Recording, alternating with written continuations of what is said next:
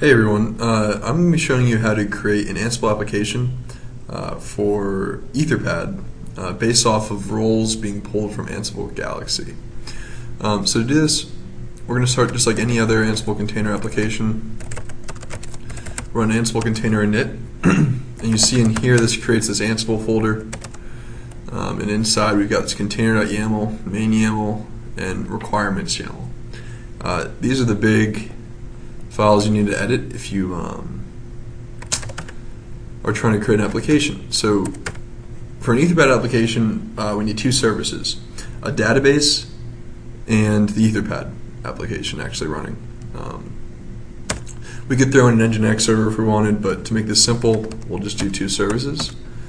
So to do that, I'm going to pull this MariaDB container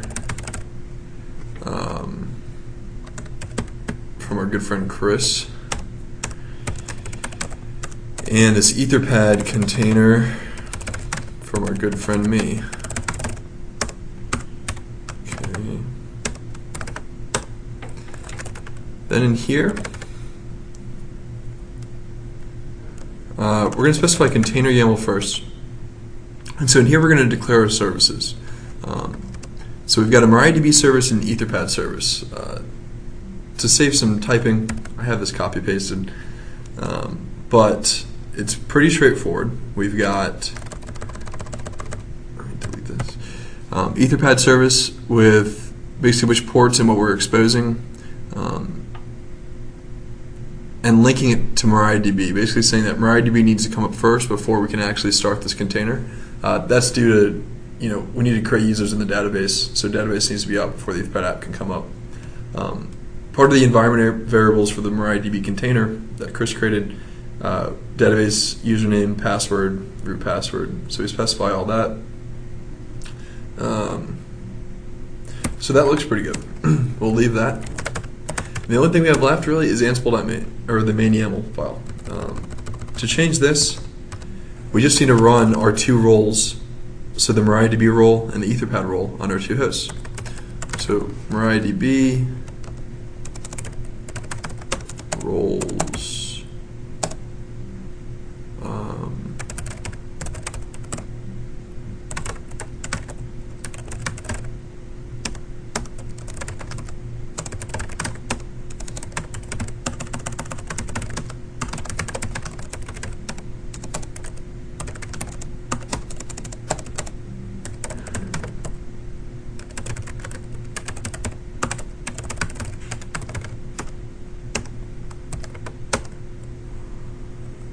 So that looks good. Oops. So we'll come back here, and all we have to do is Ansible container build.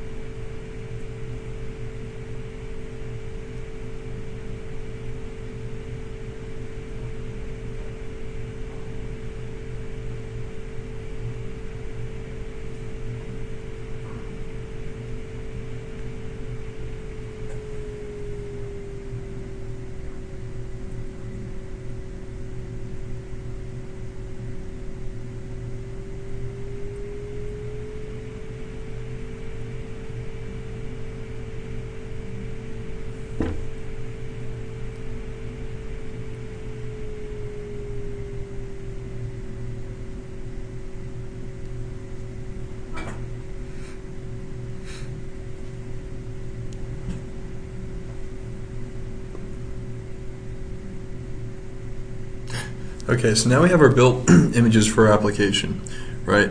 To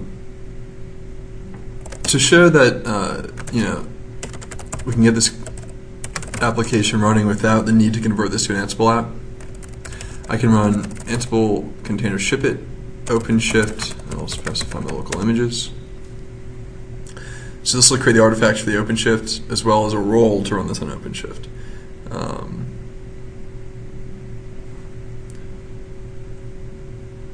And if we wanted to run this, once this is done, we would just type, so you can see in here, we have the ship it OpenShift YAML file and a new roles. And in there, we have all of our tasks to create OpenShift pods and artifacts. So to show you that this works, I can run Ansible playbook, Ansible ship it OpenShift YAML.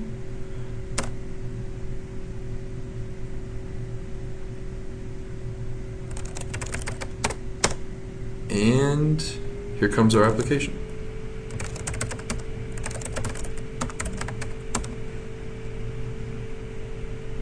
So if we take this route,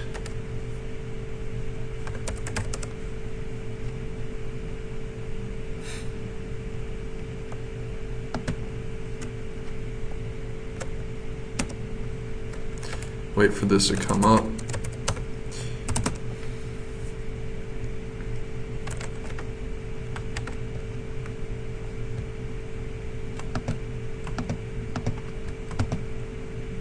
And there's our Etherpad app.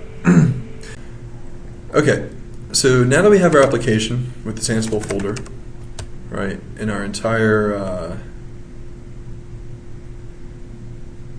application with an OpenShift role, what we want to do next is create a new directory, AnsibleApp. And AnsibleApp, we're going to make another directory called Actions. And inside Actions, we have provision.yaml and deprovision.yaml. So what I'm going to do is copy the ship it OpenShift file into Ansible Actions provision.yaml. Okay. Now, this YAML file is almost correct. The only issue here is that this role is no longer going to have the same path, right? Because it's not underneath that subdirectory tree. So I'm going to put it here. I'm going to make sure that I move this Ansible folder into my Docker container. So I'm going to make now that I'm here, I'm going to make a Docker file.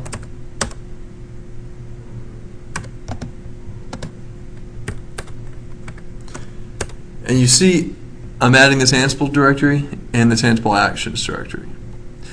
So user local Ansible,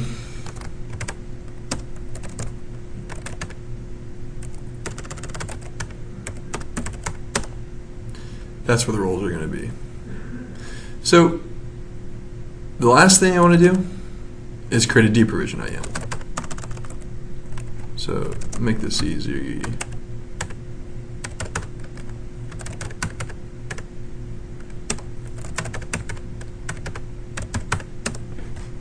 And you can see this is very simple. We're just running an OC delete project and the name of our project screencast, which is static in this instance. So this is kind of an ugly way to deprovision. But so now this is all that our application folder looks like. And in there you've got actions and deprovision and provision. So we're going to do a docker build -t screencast Etherpad.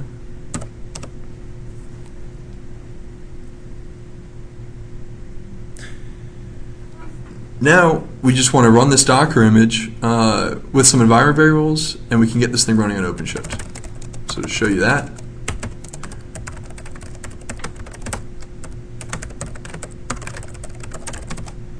that's my OpenShift cluster.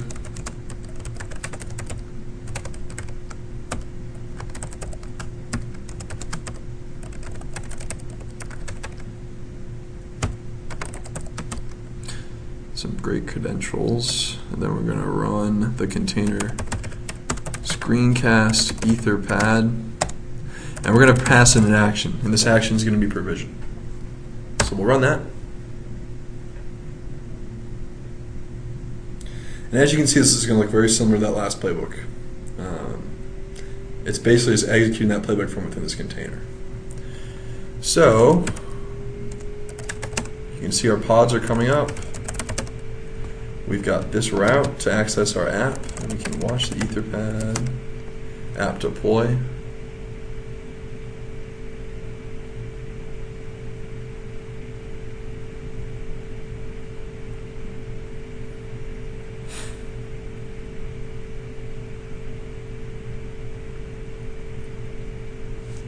Okay, our instance is up.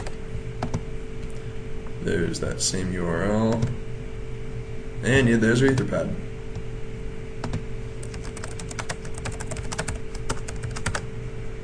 Alright, thank you for watching. Hope, oh, actually, we're not done yet. So now we want to take this application down, right? Good thing we added that deprovision action. This is all it's going to take to destroy our project. And as you can see, our pods are terminating and screencast is terminating. Alright, thank you very much for watching. Hope this was helpful, and please develop your own Ansible apps.